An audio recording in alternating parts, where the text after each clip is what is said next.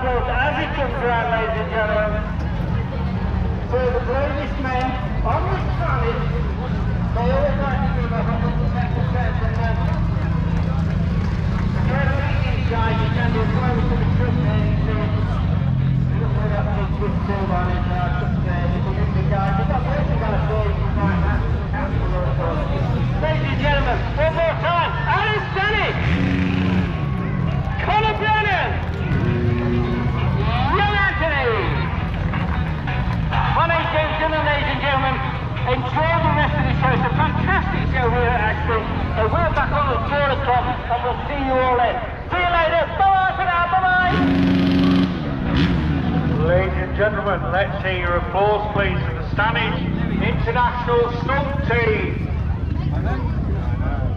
And they are back at 1600 hours with their very explosive and fire show. A totally different show to the one you've just seen.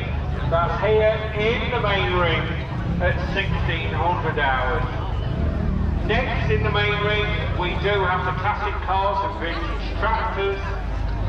And then I am told at 1:18 we are expecting the two Hurricanes to do their fly pass, which we are very honoured to have been granted a fly pass this year.